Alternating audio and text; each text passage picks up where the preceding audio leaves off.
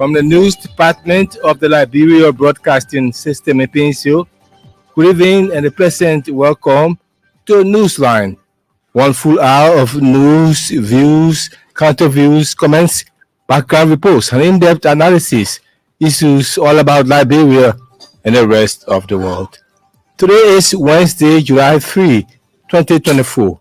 I'm Alfred Rogers, anchoring. In the headlines tonight, President Joseph Boakai re-echoes unity and peaceful coexistence among Liberians.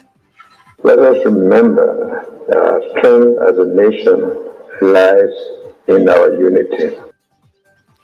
Liberia and United Nations Development Program will commit to forge greater partnership in key sectors of governance. High-level Liberian delegation leads the country shortly for China on investment mission for Liberia. In Sierra Leone, government passes new law banning child marriage in that West African country. Also coming up is the news commentary highlighting the alarming effect of alcohol consumption in Liberia. Details of these major developments plus more all coming up right after the news bulletin read for us by Emmanuel Colley. President Joseph Boakai has re-echoed the need for Liberians to embrace unity in diversity. The Liberian leader believes unity in diversity remains the bedrock of national identity for every nation.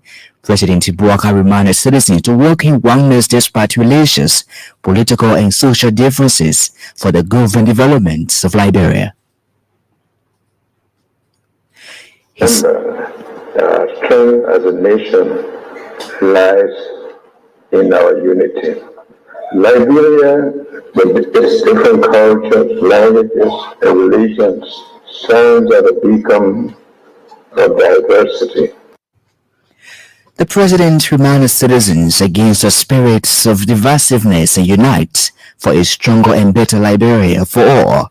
President Boakai made a remarks during a special prayer service program honoring the return of Hajj pilgrims from Mecca at the Ellen Johnson Sirleaf Ministerial Complex in Congo Town. The president lauded the Liberian Muslim community for the support and prayers rendered for the sustenance of the nation's peace. A high-level Liberian delegation is expected to leave the country for China at the invitation of the China Construction Third Engineering Bureau Corporation. According to a foreign ministry release, the delegation is headed by the chairperson of the National Investment Commission, Jeff Blabo. The delegation will engage with the National Development and Reform Commission of China to explore avenues for collaboration on the Belt and Road initiatives. The release noted a key highlight will be a roundtable discussion with potential business executives aimed at attracting Chinese investment to Liberia. Other members of the delegation include the Ambassador at Large for Tourism, Christopher Onanunga, Presidential Special Envoy Investment, Mohamed Ba, and Bidel Sani, both members of the National Port Authority.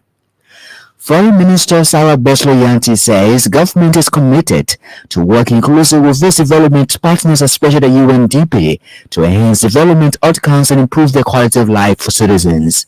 Minister Yanti said UNDP's continued support to Liberia highlights the critical role of international partnerships in driving progress and fostering resilience in the country. The Dean of the Cabinet made a statement Wednesday in Monrovia during a meeting with the UNDP new country representative for Liberia, Anthony Mbwama. A foreign ministry release said the meeting underscores a strong partnership between government and the UNDP in advancing sustainable development goals and addressing present socio-economic challenges confronting the country. Meanwhile, the new United Nations Development Programme's country representative, Anthony Mbwama, reiterated the UNDP's dedication to supporting Liberia's development efforts. Mr. Mbwama also praised the government's development initiatives aimed at promoting inclusive growth and sustainable development. He assured the foreign minister of the UNDP's ongoing support in addressing the country's development challenges and achieving its strategic objectives. The meeting concluded with a mutual agreement to strengthen collaboration and explore new avenues for partnership. The two officials vowed to ensure the combined efforts of the Liberian government and UNDP's contribution to the nation's progress and prosperity. A veteran Liberian educator, Jeff Bays, has described capacity building as crucial to the growth of society. Mr. Bays believes capacity development does not only enable staff to carry out their duties but also reminds them to be ethical in their undertakings. He spoke Wednesday in Monrovia when he concluded a 3-day capacity building training for employees of the Liberia Broadcasting System. We train all subject matters. We do a lot with personal development, knowledge gathering, and integration, and sharing. Subject matter here for discussion had to do with looking at your institution and finding out where they could use some upskilling. The LBS employees were drilled through several disciplines including marketing, public speaking, report writing, among others. Meanwhile, Mr. Bays is urging participants of the training to utilize the knowledge acquired for the advancements of the system. The Ministry of Education is expected to begin a nationwide vetting of 2,000 volunteer teachers. Speaking during a public hearing at the Senate Tuesday, Education Minister Dr. Jaso Jala said the exercise will run from July 8 to the 31st. The Liberian Education Minister told the Senate that the assessment will establish the total volunteer teachers by gender, subject, and qualification.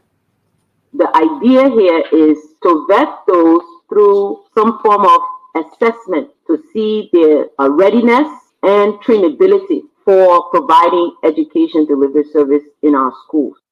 She said following the assessment, the ministry will work along with the Civil Service Agency to recruit the targeted volunteers for placement on government's payroll beginning August this year.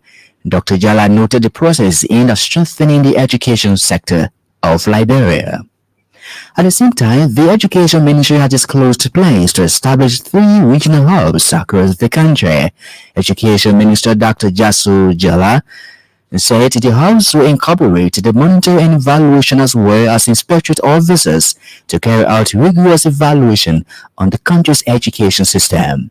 Minister Jala noted that 5 personnel each will be trained and assigned at the regional hubs to carry out performance, infrastructure, and sustainability assessments of the system. She said the establishment of the hubs is expected to take place from August to December this year. The Supreme Court will on tomorrow, Thursday, July 4, entertain legal arguments in the case involving Gracious Right Incorporated and the Asset Recovery Team. Thursday's argument is in connection to a petition filed by Gracious Right cautioning the President's Executive Order 126 that created the Asset Recovery Team. Ahead of the argument, the chairperson of the Asset Recovery Team, Councillor Ellen Martin, has since defended the President's Executive Order, saying it is consistent with Chapter 2, Article 5C of the Constitution. Councillor Martin dismissed reports that his team was troubled by Gracious Right's petition that has seen the Supreme Court place a stay order on the institution's activities. He maintained that they are prepared for the argument before the full bench of the Supreme Court of Liberia. USAID Mission Director Jim Wright recently visited the Korean Lutheran Hospital in Zoso, Lofa County to observe how the hospital utilizes USAID donated medicines. In addition to monitoring the donated medicines, Mission Director Jim Wright participated in the panel discussion highlighting the importance of the monitoring as well as awareness of donated medicines on public health facilities in Lofa. The awareness campaign is in direct response to the mismanagement and theft of life-saving medicines worth millions of dollars donated by the United States and its partners. Speaking in Lofa, Mission Director Jim Wright said it is disheartening that hospitals and health facilities continue to experience consistent stockout of malaria and other donated medications, while private pharmacies are fully stocked with donated drugs. A man believed to be in his late 60s has allegedly committed suicide at the Nimba Rubber Incorporated, formerly the Kukupa Rubber Plantation in Nimba. According to sources, Maurice Gonu reportedly killed himself on Tuesday, July 2, while in police custody at the LMP in Kukupa detail. He was being detained at the Women and Children Protection Station for allegedly refusing to support his children. Our Nimba County correspondent called sources saying Maurice Gonu had been threatening to kill himself when he was taken to court over child support by his former wife. Maurice Gono has reportedly been on the plantation for more than 2 decades. Meanwhile, correspondent said this brings to 3 the number of suicides committed by men in Nema County just in the last 2 months. And Painesville City Corporation PCC Police Director Melvin Turbot has warned disadvantaged youth against throwing waste on the streets of Painesville. Mr. Turbot said any disadvantaged youth apprehended in the act will bear the full weight of the law. He believes as the biggest city within the country, Painesville needs to be free to uncontrollable waste.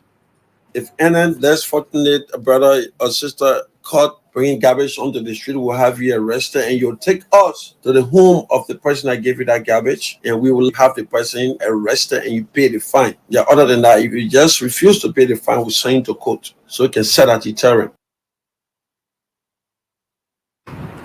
The PCC Police Director also disclosed violators of the city ordinance will also be punished by the city corporation.